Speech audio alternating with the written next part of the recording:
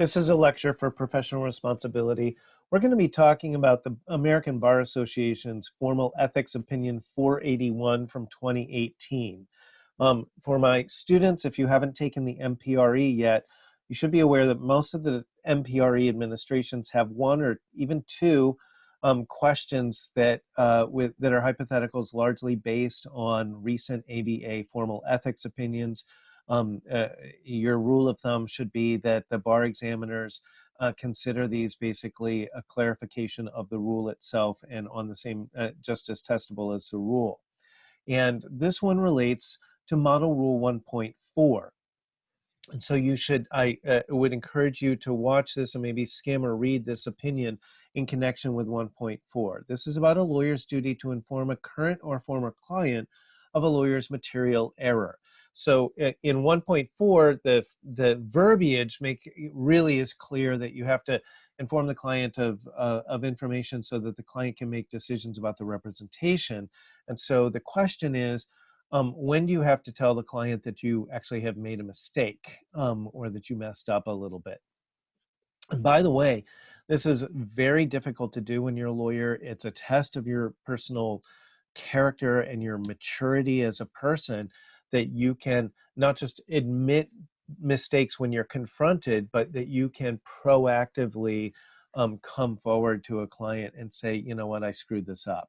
And we're only human, and most of us make some mistakes, and including as lawyers sometimes, and hopefully they're not too serious. But there comes a time when you have to tell the client and take the initiative, initiate the exchange that you made a mistake.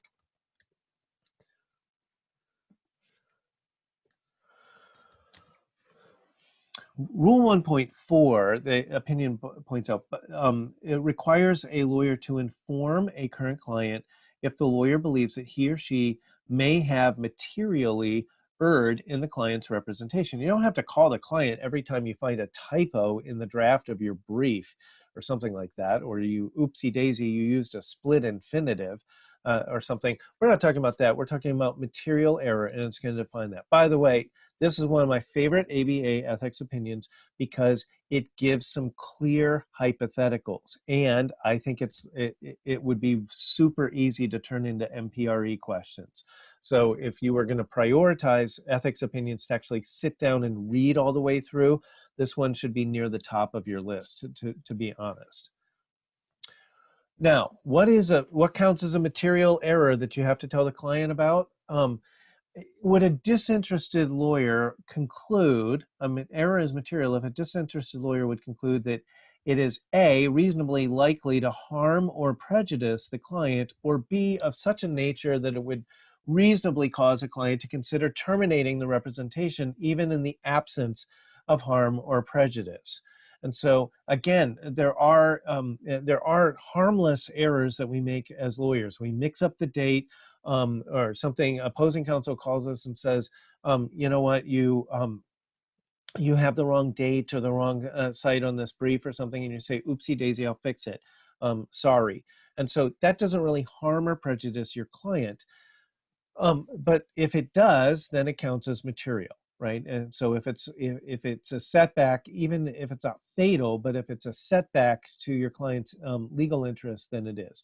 Also, if it's something that, even though it doesn't actually harm your client, if a reasonable client would have fired you, or at least thought about firing you because of it, then it's a material error.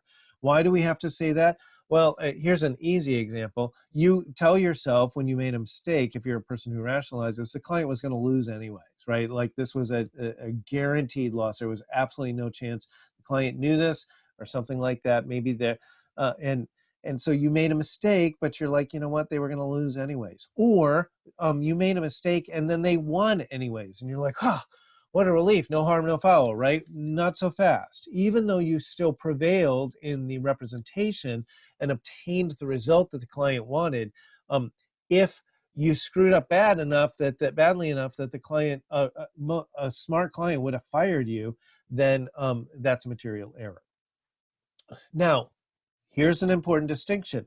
This does not apply to former clients. This whole thing, this whole ethics opinion, really applies if you have if the person is still being represented by you.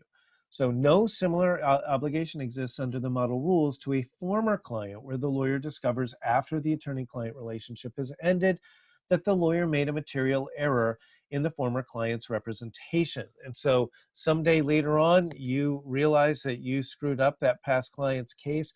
When this happens, and the opinion gives a scenario about this, you draft a contract for a client, the representation ends. A year, 2 years later, you have another client that has a very similar need. So you break out that old contract you made thinking that you can kind of recycle it. And when you start reading through it, you realize, oops, I really made a big mistake here. You don't have to call that past client and say, hey, remember when I represented you 2 years ago? I really messed up. Or something like that. The representation's over. Now, keep in mind, we haven't talked about malpractice yet. It doesn't mean they can't sue you. It's just that you don't have a duty to notify. If you're still representing someone and you catch an error, you actually have a legal duty. You could be subject to discipline if you don't, to pick up the phone and call them and say, hi, this is your lawyer. I'm still representing you and I made a mistake.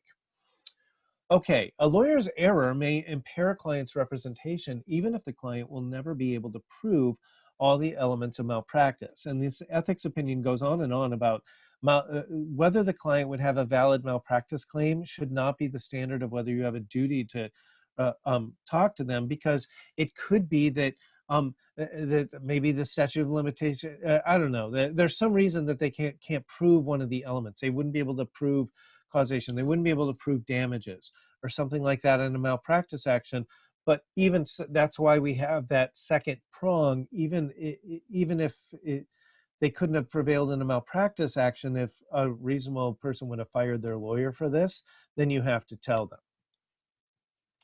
them. At the same time, a lawyer should not necessarily be able to avoid disclosure of an error absent apparent harm to the client. This is what I was trying to explain a moment ago, because the lawyer's error may be of such a nature that it would cause a reasonable client to lose confidence in the lawyer's ability to perform the representation competently, diligently, or loyally, despite the absence of clear harm. And again, you may tell yourself, well, the client won anyways, or the client was going to lose anyways, and that's not our standard.